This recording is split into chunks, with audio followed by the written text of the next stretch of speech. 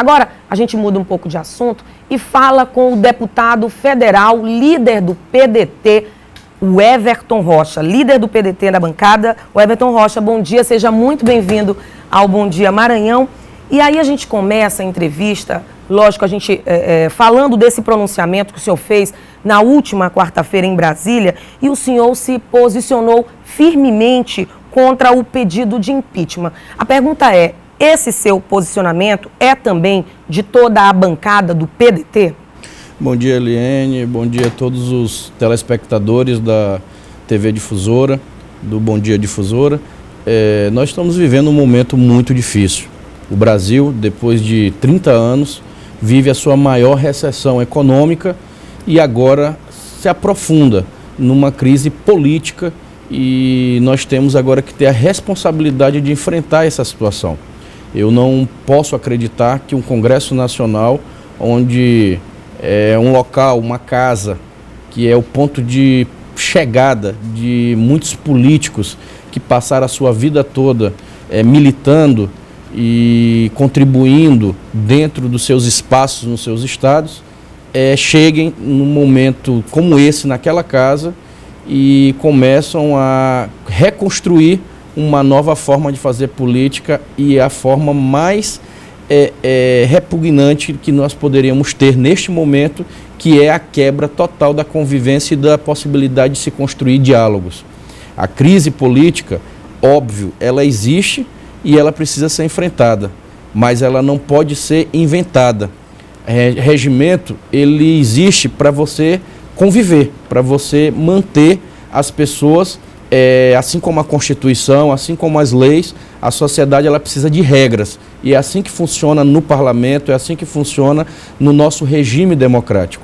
Agora, não podemos utilizar desse expediente para, não estando naquele momento, ou o momento quer que seja, não estando de acordo com a situação, a gente poder tomar qualquer tipo de manobra.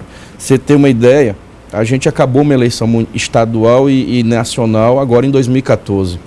O clima que se tem em Brasília é que essa eleição nunca acabou. Quem perdeu ficou inconformado, e quem ganhou não teve competência de aglutinar e de tocar um governo. E aí você junta essa soma do ruim com o do pior, a gente vê o que está dando. Curto-circuito, está dando total convulsão política dentro do cenário nacional.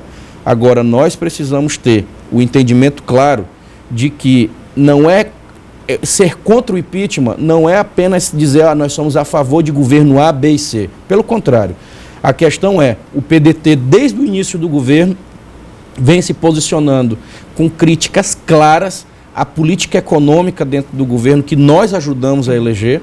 Nós temos críticas concretas por dentro do governo, como todo bom aliado deve fazer. Agora, tirar essas críticas e todos os pontos negativos para disso virar instrumento para se criar um argumento para se tirar da presidência da República um cidadão ou uma cidadã eleita, aí tem um outro ponto totalmente diferente. Então, neste ponto, o PDT ele é contra o impeachment. Nós iremos nos posicionar e lutar a bancada toda federal, e nós não iremos permitir. Primeiro, porque a população precisa entender que não é tão simples como está sendo colocado aí. Muitos não sabiam nem quem é que ia assumir, agora que estão começando a entender. Achavam que a presidenta ia ser impeachmentada e que tinha uma nova eleição, e não é verdade. Se ela foi impeachmentada, quem assume é o vice dela, do PMDB, o presidente Michel Temer, vice-presidente Michel Temer. Nada contra ele, pelo contrário, não tenho nem relação com ele. A questão é, nós não votamos nele para ser presidente da República, e não é o Michel Temer nem o PMDB que vai resolver a unidade do Brasil e os problemas que o Brasil está enfrentando. Ontem, inclusive, o ministro da Fazenda defendeu o governo e mostrou aí que não existe fundamentação legal que comprove as pedaladas fiscais. E aí houve um convencimento dos demais membros da comissão especial de impeachment? Olha, melhor esclarecimento do que aquele não tem, porque assim, só para você, caro telespectador, compreender, essa peça que não tem razão de existir dessa denúncia, ela fala de uma possível pedalada fiscal Eu digo possível porque, primeiro, o Tribunal de Contas ele não é um órgão que julga as contas da Presidenta da República. Ele é um órgão consultor. Essa possível conta que foi questionada, ela foi de 2014, portanto, é do mandato anterior. Nós estamos num novo mandato.